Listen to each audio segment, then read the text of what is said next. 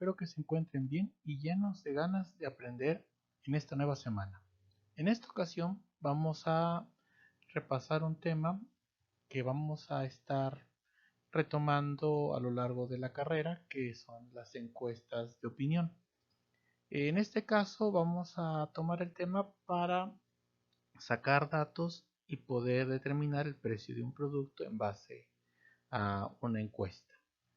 Por eso aquí tenemos el título, que son encuestas para productos nuevos, organización y preparación de datos. Vamos a ir viendo poco a poco este tema. Lo primero que tenemos que saber es que el riesgo de un negocio es directamente proporcional a los errores que no puedas o no sepas evitar. ¿Qué quiere decir con esto? Que no hay ningún negocio que no sea riesgoso, pero también quiero decir que el riesgo depende de qué tanto sepamos o desconozcamos del negocio. Un negocio donde la persona que lo lleva tiene un cierto nivel de experiencia, pues va a evitar en consecuencia una serie de errores que lo podrían perjudicar a él y a sus inversiones.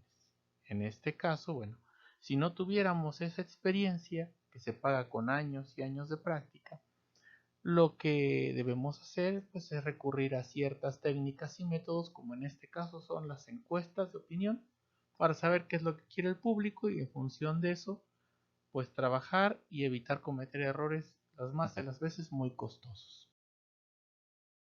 Vamos a empezar entonces, ¿cómo vamos a diseñar un cuestionario? Bueno, tenemos que tener en cuenta que un cuestionario es para preguntar datos que pueden variar. Luego entonces son datos variables. Eh, Preguntamos aquello que puede variar, por ejemplo el precio, porque hay otras cosas que no sería relevante preguntar si no varía el resultado. Por ejemplo, si le preguntamos al público, ¿quieres que el producto sea de precio bajo o alto? Pero con la calidad igual, sin moverse, nada más variando el precio, pues obviamente todos te van a decir que quieren un precio más bien bajo. Entonces esa no es una pregunta viable porque ya conocemos la respuesta de antemano. Si tú le preguntas a alguien, ¿te gustaría un servicio de calidad y oportuno? Pues es obvio que todos te van a decir que si. No creo que haya alguien que te diga, no, yo quiero un servicio pésimo y que me lo entreguen cuando se les dé la gana. Luego entonces hay que tener en cuenta que vamos a hacer preguntas en el sentido de que esperamos respuestas variadas. Por eso hablamos de preguntas como variables. Vamos a ver este tipo de... Tenemos entonces que cada variable de estudio tiene un conjunto de respuestas diferentes. De allí la necesidad de preguntar y aproximarse a una respuesta general o una respuesta de la mayoría. Es conveniente identificar la naturaleza de las respuestas para decidir cómo formular las preguntas y poder procesar los datos obtenidos. En función de la respuesta que esperemos, tenemos que tener el cuidado de preguntar de tal manera que esas respuestas sean coherentes.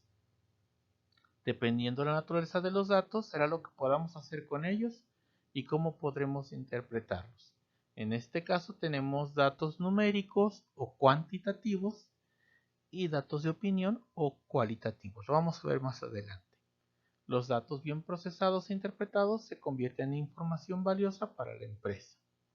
Eso, bueno, vamos a ver más adelante y sabemos que si tenemos una información valiosa, pues podemos tomar mejores decisiones. Si no tenemos la información suficiente, bueno, nuestras decisiones se verán en entredicho. La efectividad de las decisiones ejecutivas, en consecuencia, dependerá directamente de la calidad de la información que dispongamos al momento de tomarlas. Vamos a ver entonces. Una variable es un dato que puede presentar valores distintos a lo largo de varias observaciones. Es decir, si tú le preguntas a varias personas, te van a responder de manera distinta. Por ejemplo, si tú les preguntas ¿qué opina usted acerca del servicio recibido?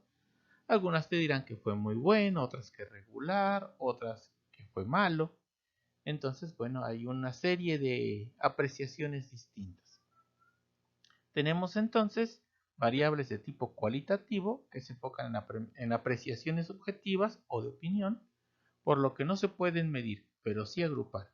Podemos decir, la mayoría está de acuerdo en que el servicio es bueno. Lo estamos agrupando. No estamos midiendo qué tan bueno, porque lo bueno del sujeto A es distinto a lo bueno del sujeto B, pero estamos diciendo que ambos sujetos A y B están de acuerdo en que el servicio es bueno, independientemente de qué es lo que ellos consideren como bueno. Estas variables se clasificarán en ordinales y nominales. Las variables ordinales, como su nombre lo indica, se ajustan a un orden. Etapas de vida, meses del año, todo lo que lleva una secuencia es una variable de tipo ordinal. Las variables nominales no llevan un orden, pero sí diferencian por sus nombres. Por ejemplo, las marcas, las preferencias, pues tienen un orden, pero no necesariamente van una después de otra. No es que primero vaya Coca y luego Pepsi, pueden ir de cualquier sentido y no estamos infringiendo ninguna norma como sería poner febrero antes de enero. Ahí sí, enero debe de ir siempre antes de febrero, por lo tanto es ordinal y ahí tenemos. En el caso de las variables cuantitativas, se enfocan en aquellos datos que se pueden medir o contabilizar objetivamente. Estas variables se clasifican en discretas y constantes. Las variables discretas son aquellas que se cuentan en números enteros o unidades de producto. Es decir, no podemos decir 3.5 mesas. Nadie nos va a comprar media mesa. Son 3 o 4 mesas, por ejemplo. Las variables de tipo constante son aquellas que se miden en cantidades fraccionarias como kilos y gramos. En este caso, bueno, pues ahí sí podemos decir 1.5 kilos o medio litro. Eso sí lo podemos manejar. Entonces, vamos a tenerlo así. Tenemos variables cualitativas que son ordinales y nominales, cuantitativas que son discretas y constantes. ¿Por qué necesitamos saber eso? Bueno, principalmente por cómo vamos a presentar los datos y qué tipo de información nos presenta. Las variables de tipo cualitativo se pueden graficar principalmente, no únicamente, pero principalmente de dos maneras. En gráficas de pastel o circulares para demostrar la proporción de opiniones o preferencias. Por ejemplo, aquí vemos, hay tres opiniones, satisfecho, insatisfecho e indiferente, y bueno, las proporciones de cada uno. O en gráficas de barras para comparar los valores reales entre diferentes opciones. Aquí tenemos, bueno, a qué lugar turístico prefieren ir las personas en Perú y te da una serie de lugares y las cantidades de personas que opinaron que les gusta ir a uno u otro. Es importante mencionar que las barras van separadas. Aquí vemos una separación entre cada lugar, pues estos conceptos no tienen una relación entre sí, no para ir a las catacumbas luego tienes que ir a la casa de la literatura, es independiente, por eso las barras van separadas. En el caso de las variables de tipo cuantitativo se pueden graficar de dos maneras. Tenemos los histogramas de frecuencias que muestran la evolución de los datos a lo largo de una serie de tiempo. Y bueno, vamos aquí como hay una serie de valoraciones que se tomaron. Vamos a suponer que son kilos de venta de un cierto producto. Y vemos que bueno, ahí va aumentando. Conforme va aumentando el número de kilos, aumentando la frecuencia de compras hasta llegar a 84,5 kilos. Y de ahí pues empieza a bajar. Ese es un histograma de frecuencia. Si te das cuenta, cada cantidad comprada en relación a la frecuencia de gente que lo compra, pues es un punto. Y estos puntos van unidos por una línea. Por eso es un histograma, una historia gráfica. Las gráficas de dispersión se usan para encontrar correlaciones entre dos variables de tipo cuantitativo. Aquí tenemos, por ejemplo, el número de erupciones por minuto y tenemos por acá el tiempo de espera entre erupciones y vemos que, bueno, entre más erupciones haya por minuto, pues entonces se ve cómo se van agrupando entre volcanes activos y volcanes poco activos. Ahí vemos esta agrupación, esta relación. Y ahí tenemos. Vamos a ver que también existen otras gráficas como esta de tipo radar que comparan una serie de aspectos. En este caso, en mercadotecnia se usa para comparar la mezcla de mercadotecnia o el marketing mix de una empresa contra otras de la competencia. Aquí tendríamos a la empresa A en rojo y a la empresa B en azul. Y vemos cómo comparando ventas, marketing, desarrollo, soporte al cliente, etcétera, como algunas destacan en una cosa y otras destacan en otra. La única condición para hacer este tipo de gráfica pues es que todas las variables tienen que medirse de la misma manera para poderlas meter en la misma gráfica. Lo vamos a ver más adelante. Ahora, ¿cómo se construye un buen cuestionario? Para construir un cuestionario, lo primero, en este caso un cuestionario de opinión acerca de los productos que vendemos como empresa, es necesario enfocar nuestras preguntas a una teoría en específico. Puede ser la teoría de las 4 P's, de la mezcla de mercadotecnia, la teoría de las 4 F's, de las 7 P's, de las 7 C's.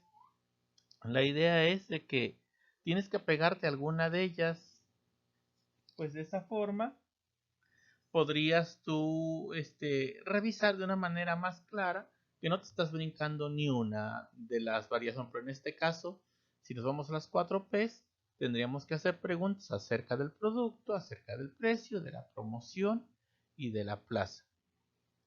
Si nos enfocáramos a las 7 C's, bueno, pues tendríamos que hacer preguntas en relación a cada uno de los aspectos, cuidando de no brincarnos uno solo.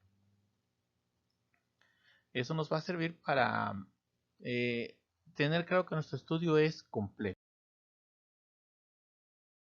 Ahora, ten en cuenta que la calidad de las respuestas que vas a recibir pues depende directamente de la calidad de la pregunta. En este caso, bueno, vamos a tener que una buena pregunta pues debe de cumplir ciertas características. Aquí tenemos las 7 características principales que debe cumplir una buena pregunta. La primera, la mayoría de las preguntas deben de ser cerradas, quiere decir que tengan opciones. Si tienes demasiadas preguntas abiertas, va a ser muy difícil eh, generalizar, comparar, agrupar las preguntas, porque pues cada pregunta va a tener un tono distinto. Las preguntas neutrales dan mejor información. En este caso quiere decir que si tú preguntas acerca del servicio, por ejemplo, tendrías que dar una serie de preguntas positivas y un número igual de una serie de respuestas positivas y un número igual de respuestas negativas, así como una respuesta que indique neutralidad. Por eso se pide que las respuestas se pongan en números impares, 3, 5, 7. Generalmente usan 3 o 5 respuestas. Por ejemplo, en 3 respuestas tú le preguntas al cliente qué le parece nuestro servicio y pones bueno, regular y mal.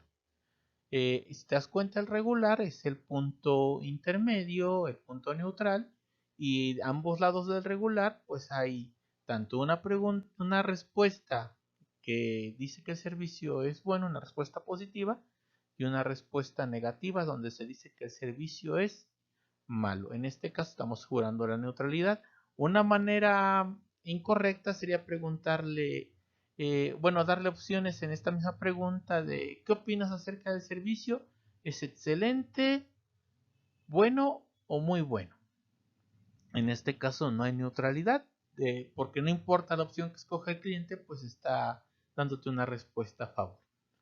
Vemos entonces que también hay otra opción que nos dice que las opciones de respuesta deben ser exhaustivas y equilibradas. ¿Qué quiere decir eso? Bueno, que no se repitan opciones, como te decía yo, si ponemos bueno y agradable en la respuesta, pues son equivalentes. Con que pongas una de las dos es suficiente.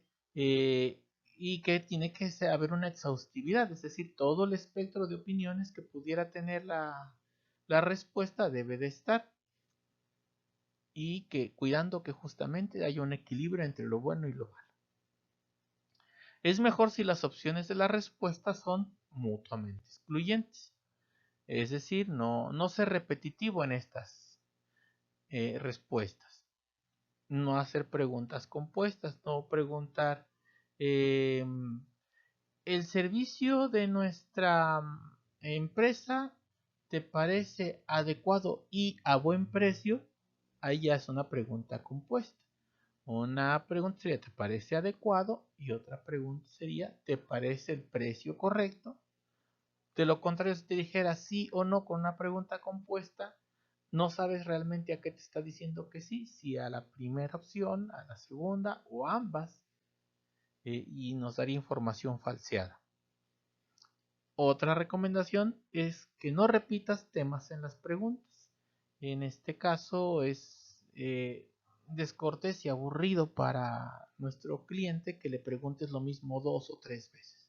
Hay que tener cuidado de preguntar una sola vez cada una de nuestras dudas.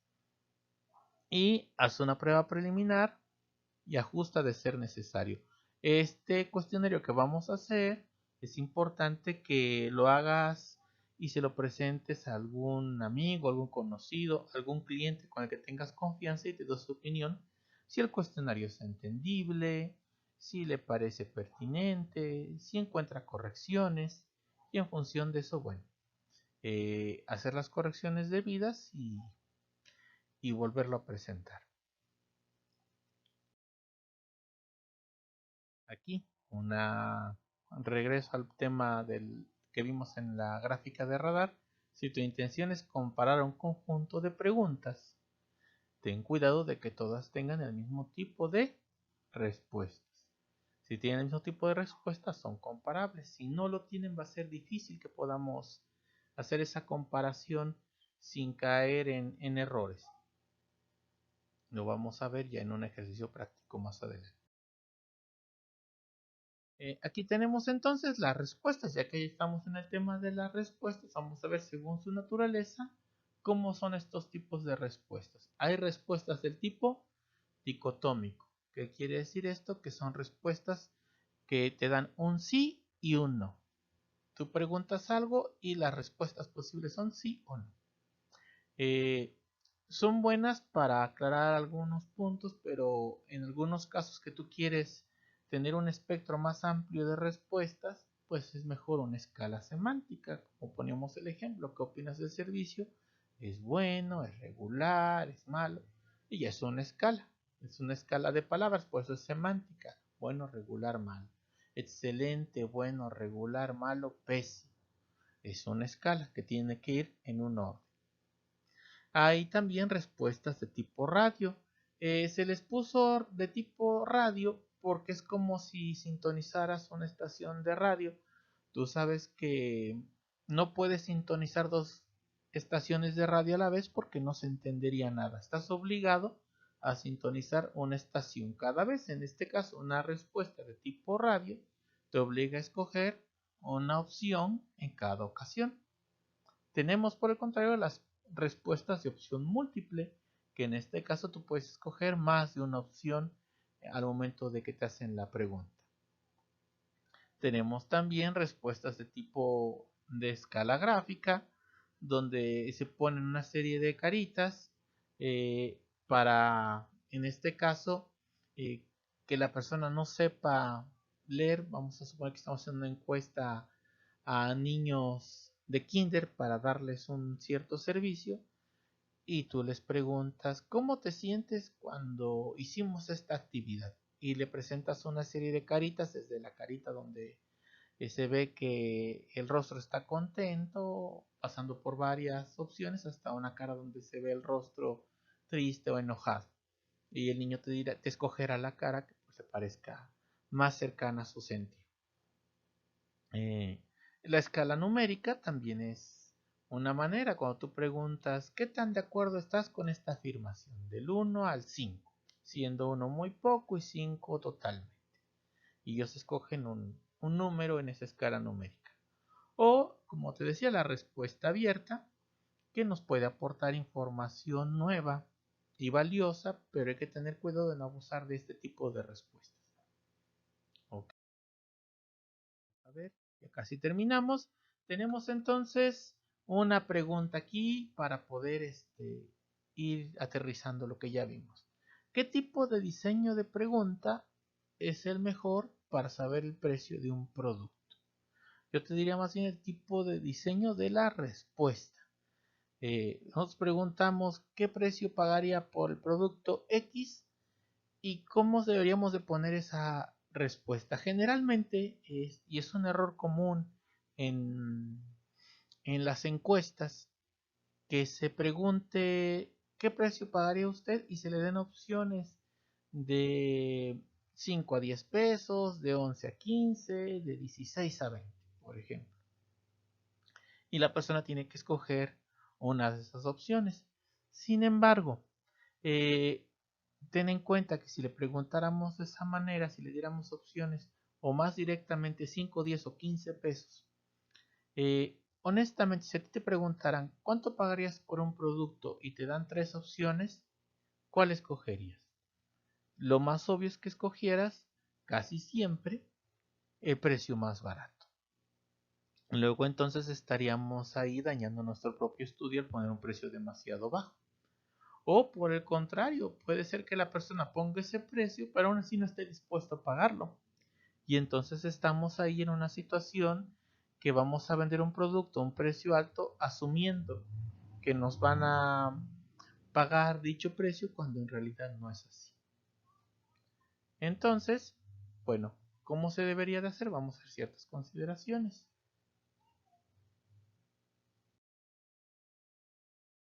Aquí tenemos 3 consideraciones. En este caso, las respuestas que nos va a dar el cliente son de tipo cuantitativo. Es decir, habla de una cantidad de dinero que el cliente está dispuesto a pagar por el producto. Ya tenemos ahí un dato. Sabemos que el valor es de tipo cuantitativo, no es una opinión, es una cantidad. Dado que todas las respuestas son valores numéricos, entonces podemos realizar una serie de cálculos con estos datos. Podemos sacar un promedio, un máximo, un mínimo, unos rangos, y si hacemos algún ejercicio de estadística, y podemos sobre eso tabular ciertas frecuencias. Entonces el valor numérico nos permite hacer varias cosas. La variedad de respuesta en este caso es muy amplia. Hay quien nos dará precios muy bajos y hay quien nos dará precios pues muy altos en función de lo que cada quien considera que puede pagar. En ese sentido, bueno, lo mejor sería dejarla abierta y que cada encuestado decida el valor que mejor le parezca. Al final nosotros podemos agarrar todos esos datos y sacar promedios o rangos para determinar cuál sería la mejor opción en cuanto a nuestro precio. Y bueno, en este caso, con eso terminamos la... Te pido que por favor pases a la sección siguiente donde está el ejercicio práctico en un cuestionario. Realiza lo que ahí se te pide para que se te pueda evaluar. Muchas gracias.